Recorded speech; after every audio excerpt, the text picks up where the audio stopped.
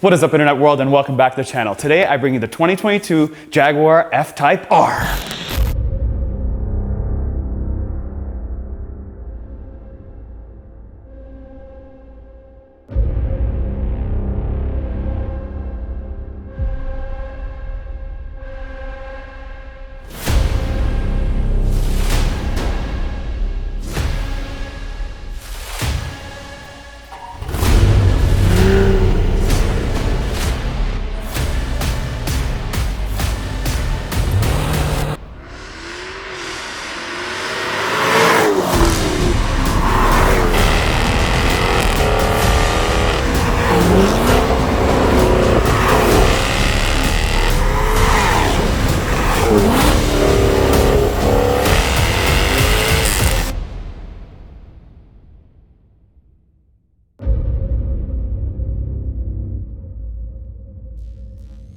Wow, this is a work of art. Just like a 911, except a lot more exclusive. The shape, the design. When this was launched in 2014, it was all the buzz. Now in 2022, it's even more buzzy because they've dropped the 4-cylinder and the 6-cylinder and only available in a V8. You see, it's available in 3 different options. It's an all-wheel drive, a rear-wheel drive with the 450, and this, the R, that makes so much power. When I think of competition, I do look at this and say Corvette closer than I do think 911. It's just round, it's sexy, it's elegant, it's sleek, and it's different. There's not a ton of people that own this thing, especially here in North America. You see a million Corvettes, a million 911s. So if you're looking for something different, well, maybe consider this. Although many sports cars have downsized their engines with turbocharged 4 and 6 cylinders, not Jaguar. They're throwing in a 5-liter supercharged V8 that makes 444 horsepower and 428 pound-feet of torque from their base motor. And this one, you ask, they crank up that 5-liter to make 575 horsepower and 516 pound-feet of torque that propels this beast to 60 in 3.5 seconds. Oh baby, 575 horsepower and 516 pound-feet of torque. No launch control.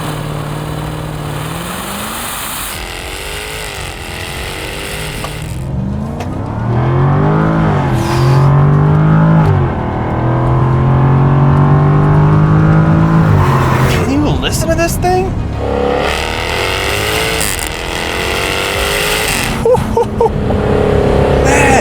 This thing sounds godly, but only after 3,500 RPMs, this thing opens up and it's alive. So this thing does 0 to 60 in 3.5 seconds, and it just sounds like it's gonna do that. I was expecting this thing to be a little bit more 911-ish, but I think it's more Corvette-ish, more domesticated than an actual German car. It's raw.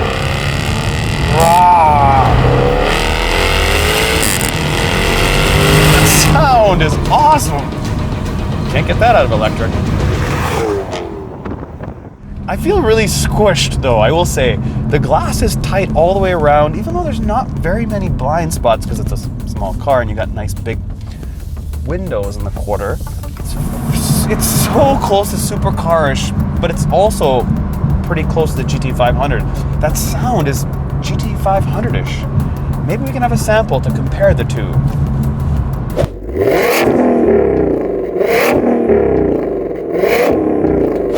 Open road, foot to the ground, gas mileage. When I put this thing over to S,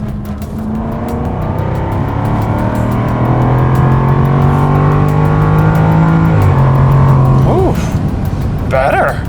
It's more guaranteed that I'm gonna get the exhaust. Drive is like, maybe this RPM, maybe not, depending on throttle response, but in S, anybody that wants to buy a car that is loud and beautiful, this fits the bill. Someone that wants really good tech out of this screen, it works. I do like the HVAC controls. They're nice and big and easy. I push down, that gives my heated seats and cooled seats. So nice. I have actual buttons here. So nice. The steering wheel could get better. Anyways, around corners, how does it handle around corners? Pretty good, pretty good, pretty good. You really have to kind of learn the car. It's not super forgiving. It's good.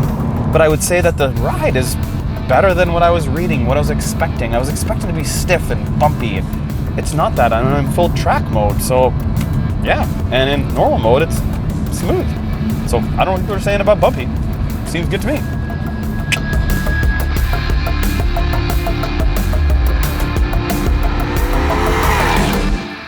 This front is beautiful. I love the way it looks, and you're not spending that Aston money, but you do get the Aston front end. It is a stunning, stunning looking car from the front, and this angle is beautiful. But what I can't unsee is this gap. This gap here is way wider than this gap here, and it pops up. And we looked at a whole bunch of videos, and they're all kind of the same. So maybe if they pop this lower, then that side will actually click.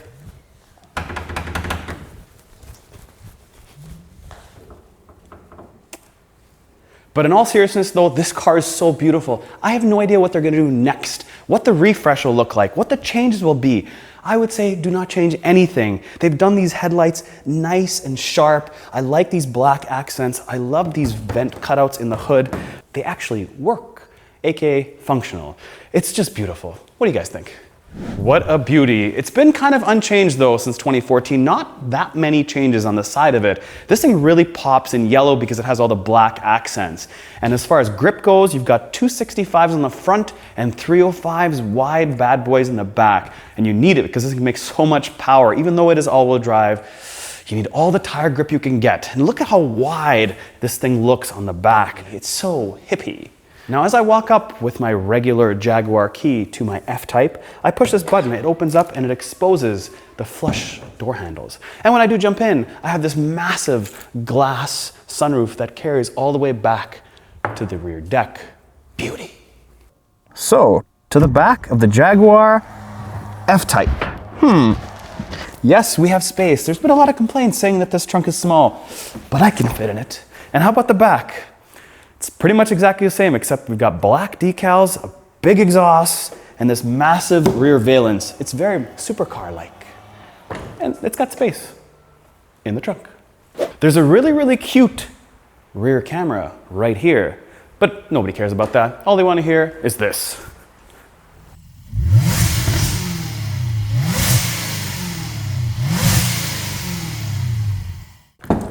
Inside the Jaguar, ooh, this is a tight entry point. Ooh, if you're tall, that's gonna hurt. Nice. These seats are comfy and they look cool. I like this Jaguar and this R-Type.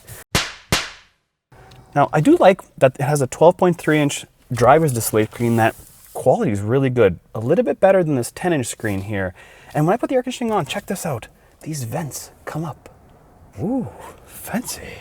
Got a mix of good materials, some plastic, piano black stuff, but overall pretty nice. And I like that there's not too much touchscreen stuff. There is some real push buttons here that do actual things, like the exhaust. When I hit it, it turns the baffles on. It does have these buttons I can slide backwards and forwards for different driving modes. And I have my volume right here. I like that, as opposed to hitting the touchscreen to turn the volume up. Those type of things I really, really do enjoy. It does have heated and ventilated seats, and it does have heated steering wheel, and of course, memory seat for 3 drivers. Strange. The other thing I will say is I feel like they could have made this car 2+2. Having all this wasted space right behind here, I get it, kinda, but you could have made it 2+2. I understand history, but I'm stuck. You got the space. You could have made it. And you could have made this power. What's up with this? This is a big glass sunroof, but she manual. For this kind of money, it's a Jaguar. And it tells me it's a Jaguar because on these vents it says Jaguar, Jaguar, Jaguar. I got everywhere looking at me it says Jaguar. Even on this button where I push for the glove compartment, it says Jaguar.